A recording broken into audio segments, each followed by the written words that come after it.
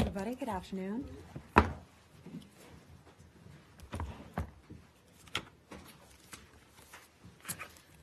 Okay, just a couple remarks to start before we take your questions.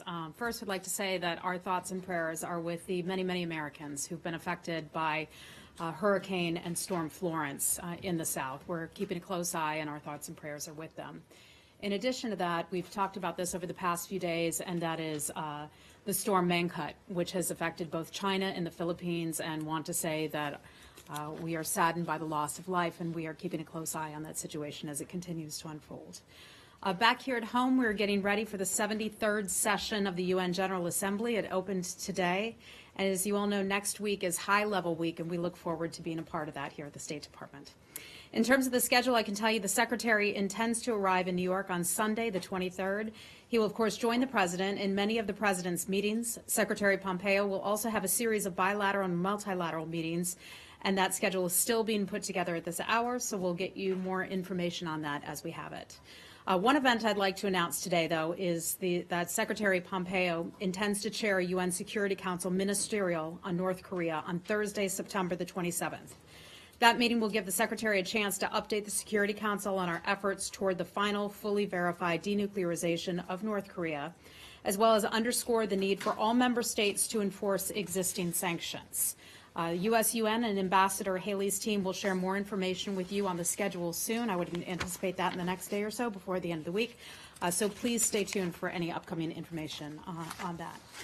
In the meantime, our North Korea Special Representative, Steve Biegun, recently returned from Asia.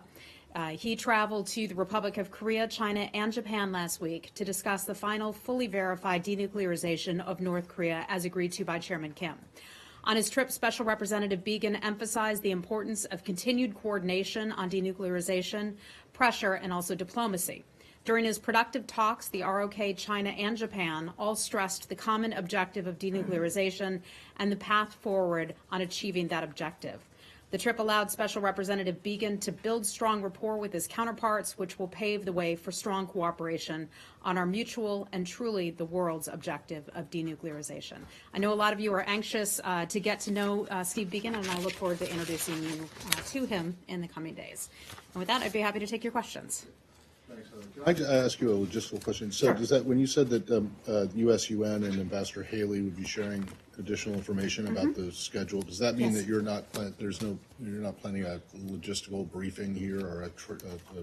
We may have something. It may also be in conjunction with U.S. UN. So we'll let you know. Okay, but you expect that soon because people have to make. I know. Well, we look forward to seeing you on Sunday, and we'll Yes, have a very I'll be busy there week. So after the football plan game. on being there for about a week or so. Okay, All right, go right ahead. on substance now, I wanted to ask you a couple things, though they'll all be brief, about yesterday's announcement on the refugee admission ceiling. Okay. Shortly after the announcement was made, you put out a statement for Constitution Day, which had the line, America was built by, I'm quoting, America was built by immigrants who left everything behind to start a new life on our shores because they saw something special in our country.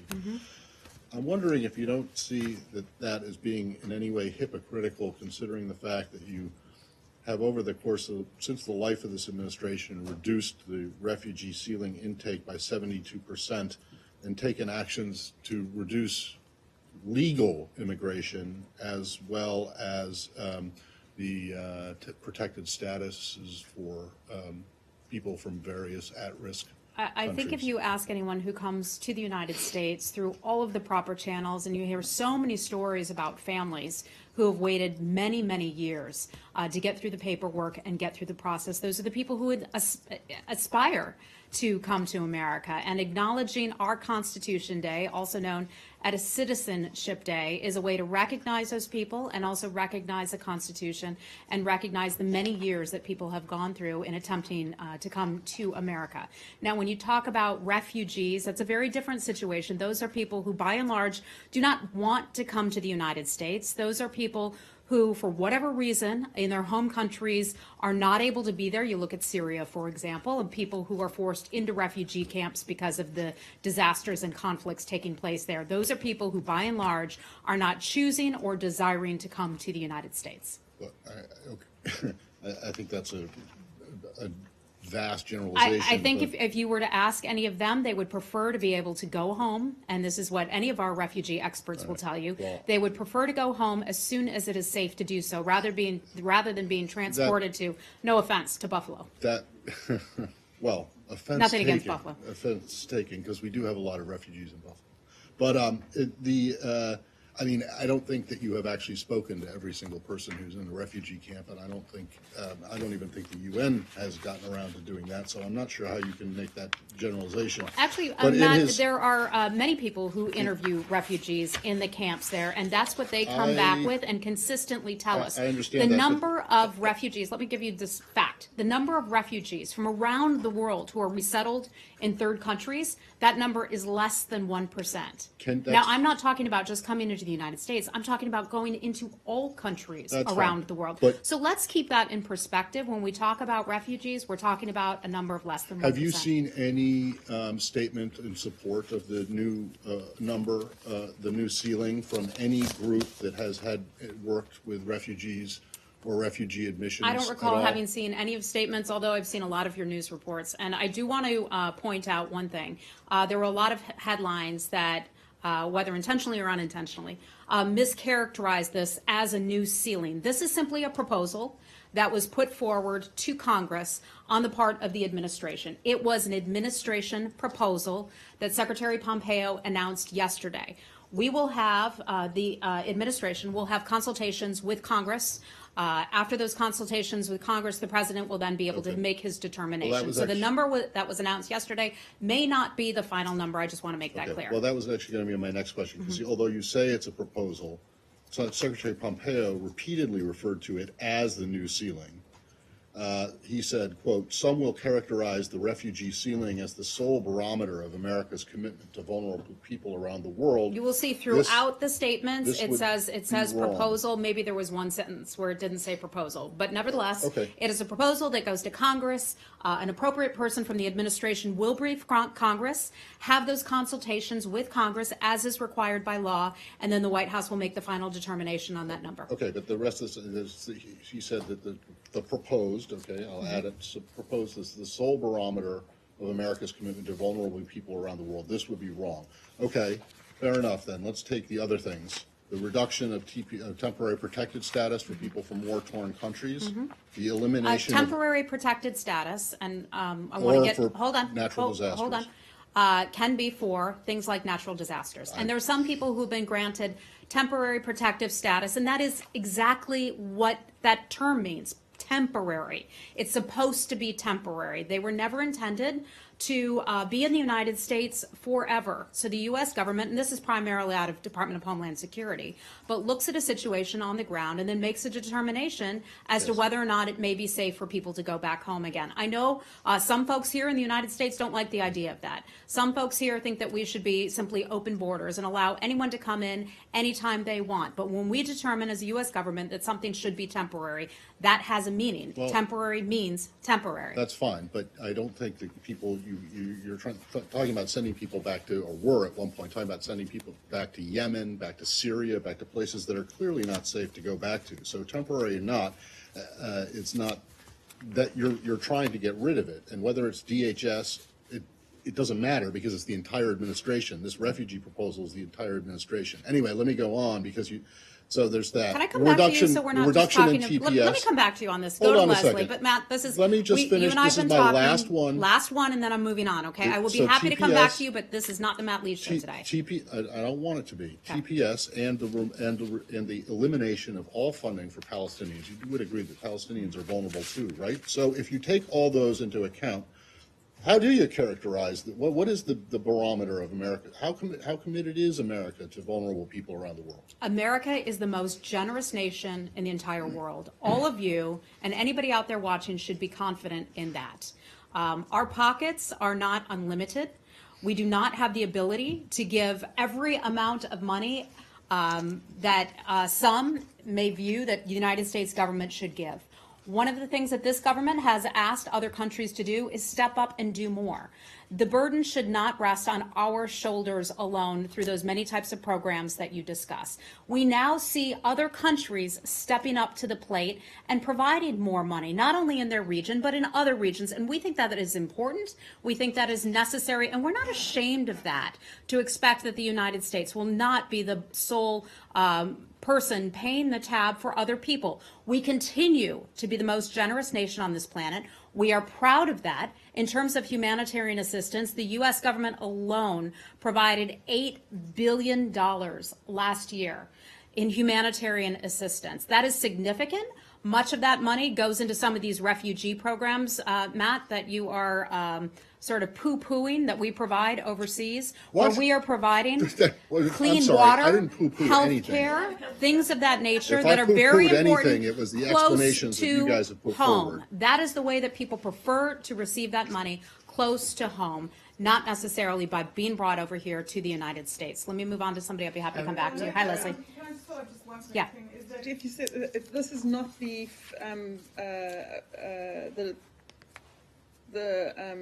firm number, the final number, is the secretary then be prepared to go up to as many as 45,000?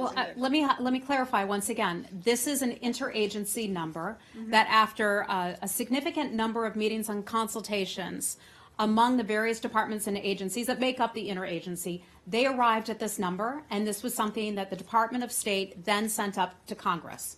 We will have, when I say we, the U.S. government will have consultations with Congress, and then it will go back to the White House. The White House will make the final determination. So there is flexibility then? I can't get ahead of what the president will decide. That is ultimately his choice.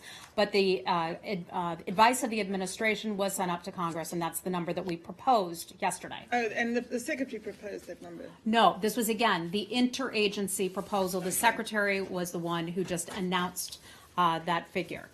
Said, go right ahead. Something that Matt mentioned, cutting off the programs, the people-to-people programs over the weekend. The $10 million it was for Israeli and Palestinian kids to come to summer camps in Maine and do, girls soccer and so on. Why was it necessary to cut that out? Why was that such a big Some of these programs, and I'll just say broad-based on this. Right. Some of these programs have been under review for some time. Right. Some of these programs came from a pot of money that was set to expire on September 30th. So, as you know, we've talked about this a lot, Saeed. This is no surprise to you that these programs were under review for quite some time. Okay.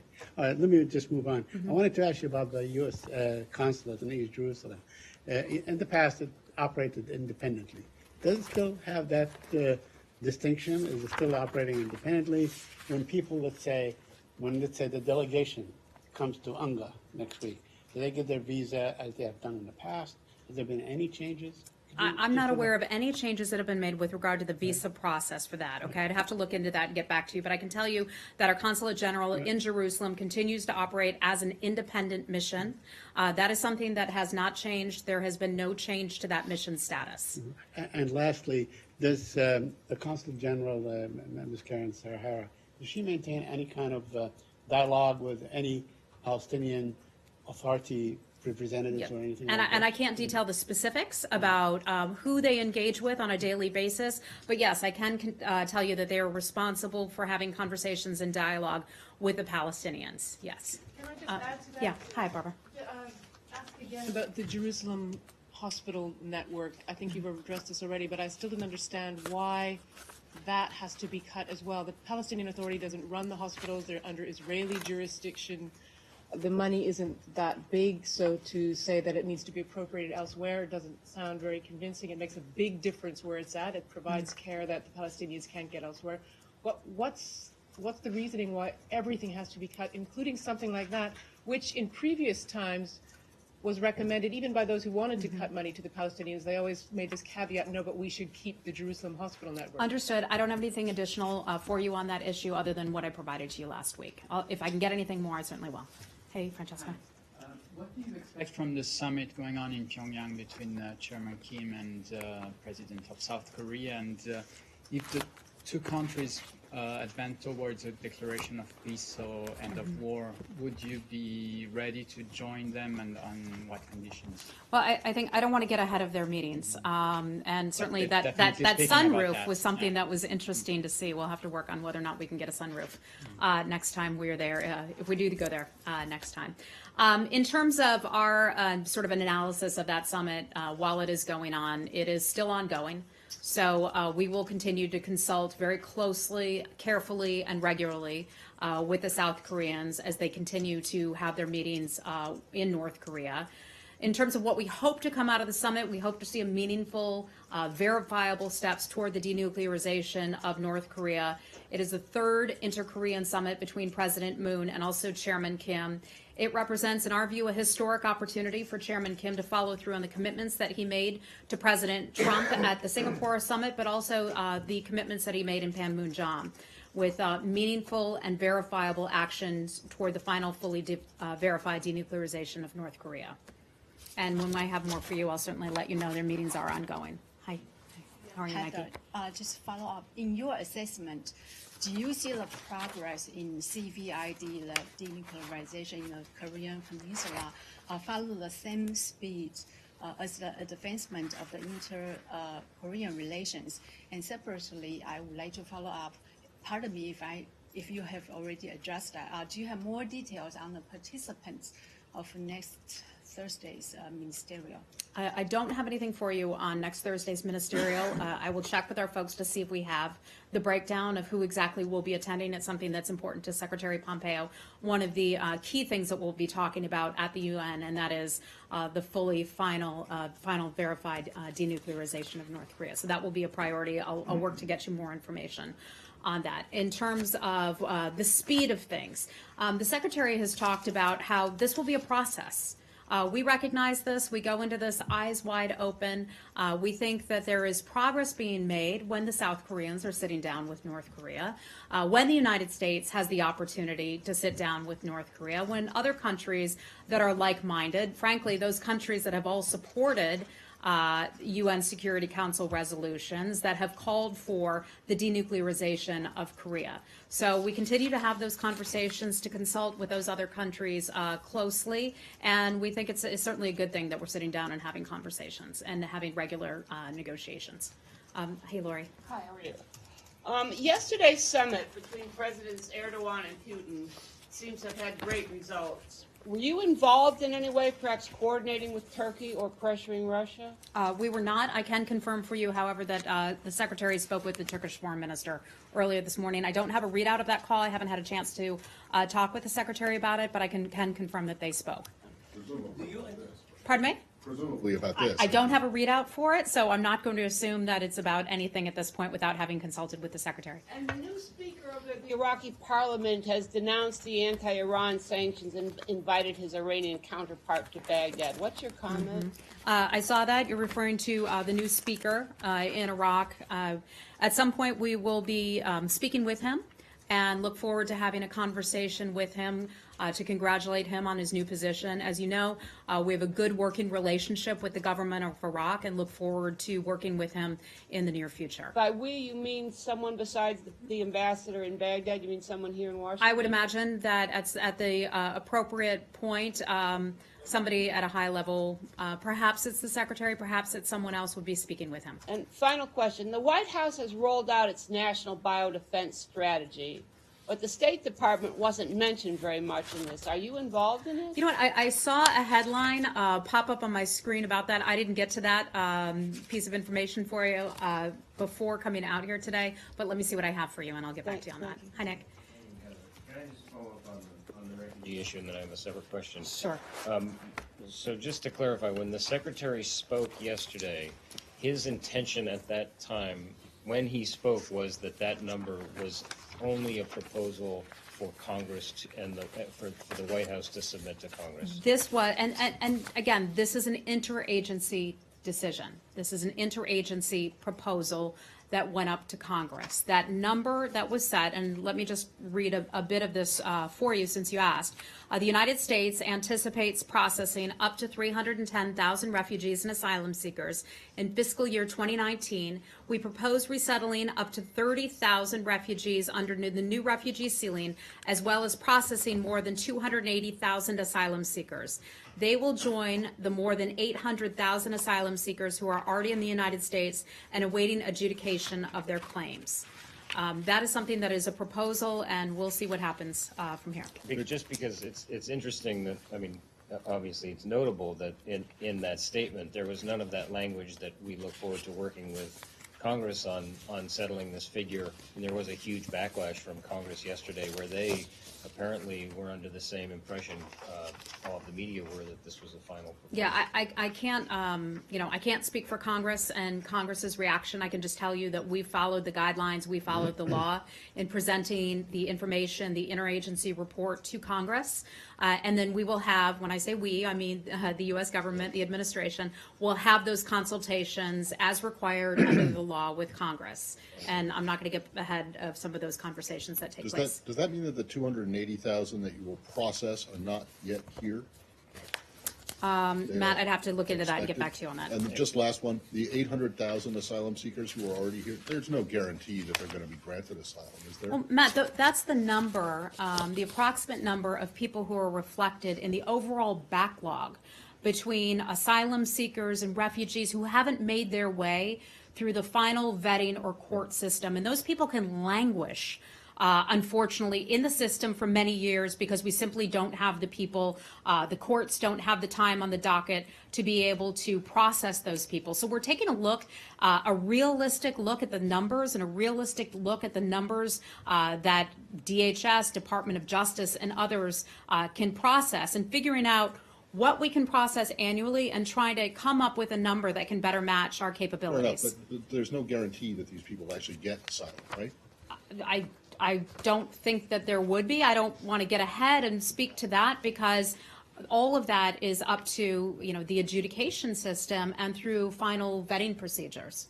Can I just ask one more question? Yeah, sure, then I'll go over to Abby. Just on a different issue, that the schedule for the Value Voters Summit this Friday lists Secretary Pompeo is speaking. That's an event that normally secretaries of state have shied away from because of its overt political nature. Why did the secretary decide to participate this year? Well, we haven't released our final schedule just yet. But if the secretary chooses to participate in that, he would be speaking about an issue that he's very passionate about, religious freedom, and the importance of human dignity around the globe. And I want to point out that human dignity is not limited, of course, to any specific race, ethnicity, sex, or religion for that matter. You all were here as the secretary held the first ever Religious Freedom Ministerial. It was an event that he was very proud of, with more than 80 delegations from around the world coming. There were people who stood up who had been persecuted back at home, whether they be Uyghurs, whether they be from Iraq, whether they be Jews, Muslims, Christians, you name it, all people who had been subject to religious persecution. If the secretary chooses to speak at the Value Voters Summit, it would be an excellent venue for him to convey the importance of those issues within the administration, but also that falls in line with U.S. values and things that are important to the State Department. It's not political. It's not a Republican or a Democrat message, a Democratic message to speak about the importance of those issues. Okay. Hey, Abby. On that, as far as the backlog of 800,000 asylum seekers. Mm-hmm. So is that something that the administration has sought additional resources on in order to take care of, or in what way are they working to address that backlog if that is a priority? That's a good question and a very valid question. I think some of that would fall under OMB and some of that would fall under DHS as well. So I'm sorry, I don't like to have to refer you to another department or agency, but I just wouldn't have those figures. So I'd refer you to them on that. Yeah. And I'll be really quick. Just, you didn't mention, you wrote the Rohingya in there.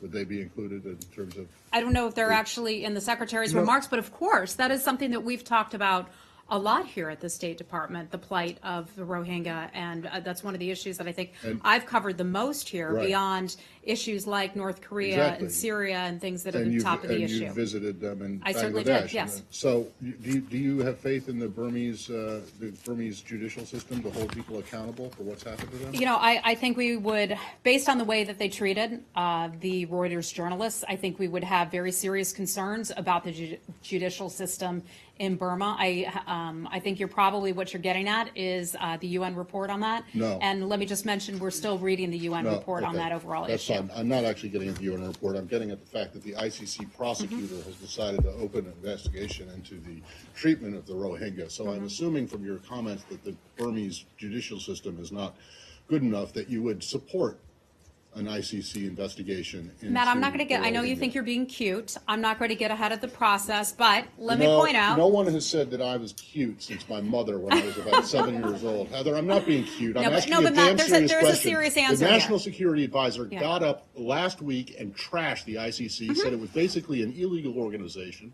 that it should not be allowed to have any kind of The U.S. government believes that U.S. courts, as it pertains to our citizens, whether it be our civilians or our military, those cases are best handled in the U.S. judicial Yes. system. We don't believe that there's any higher authority as it pertains to Americans than our Supreme Court, That than would our be- own judicial system would here be at home. fine, Now, except to he your talked about the question, entire let me finish. institution Let as me being finish. illegal. Let me finish. Now, to your question about what is the appropriate venue to handle some of these very, very delicate cases that we watch closely and are passionate about.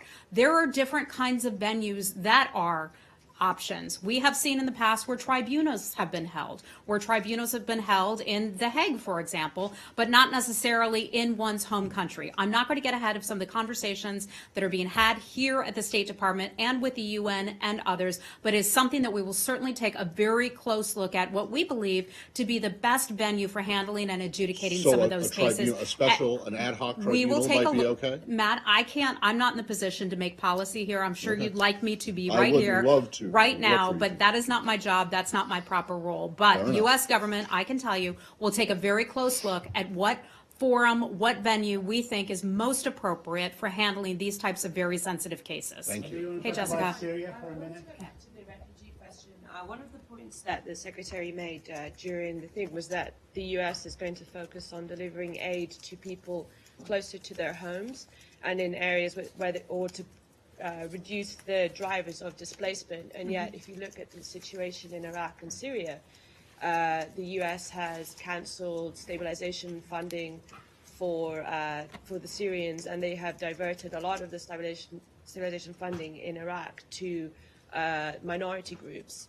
So how is the U.S. working towards resolving these Let me pause you right there, because the reason that we are in Syria, what we are doing in Iraq right now is fighting and defeating ISIS. The president just referred to this a short while ago in his comments with President Duda of Poland, where he talked about the success that we are having in pushing back, defeating ISIS. We hope at some point soon, that people who've been displaced from their homes in Syria, for example, can eventually be able to go back home.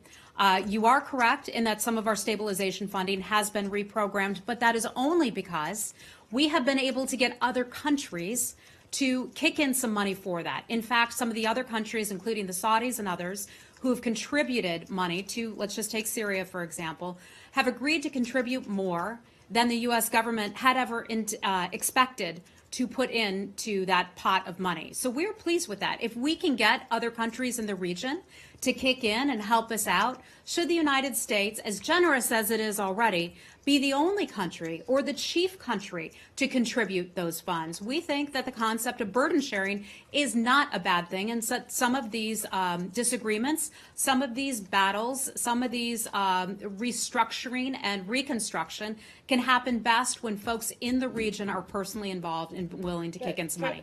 In terms of the funding to Iraq, the UN Stabilization Fund is very short of money now that the US has pulled out, because nobody has stepped in. The Saudis might have contributed about 100 million, is it, in Syria, which is half of what the US withdrew.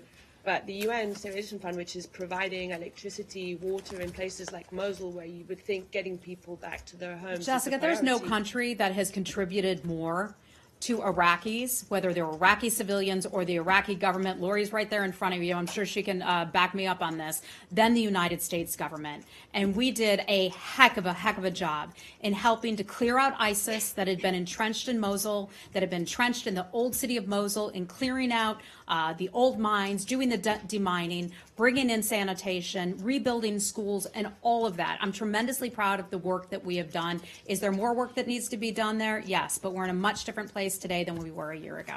Okay, I've got to wrap it up, guys. Last question. Follow up on the agreement that happened yesterday. I mean, what do you see happening next? That's one. And second, the Russian representative of the UN cast a shadow on the credibility of the Syria envoy, Mr. Staffan de Mistura. I wonder if you have any comment on that. What was the last part? What did you say? The No, I'm saying Russians what? the Russian representative at the UN today, basically dissed the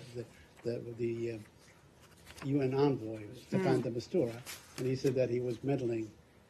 So, do you have any comment on that? Well, that's funny. I have not heard those comments, but I will remind people that Russia is one of the countries that committed to the Geneva process. And that commitment was made face-to-face between President Putin and also President Trump. I believe it was in Vietnam less than a year ago.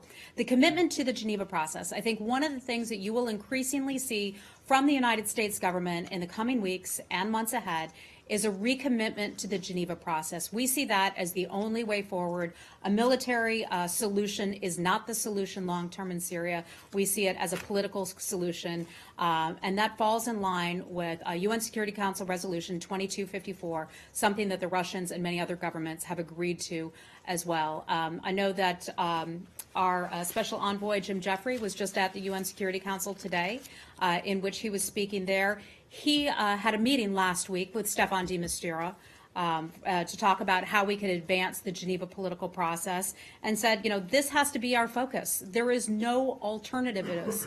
By the way, I should mention Turkey and other countries have agreed to the Geneva process as well. Ambassador Jeffrey referred to sticking to the roadmap for a new constitution and also elections, also in line with 2254. And he talked about convening a constitutional committee in keeping with that overall mandate. Okay, I'm afraid I don't have anything for you on that today. Okay, we'll see you soon. Bye, guys. Thank you.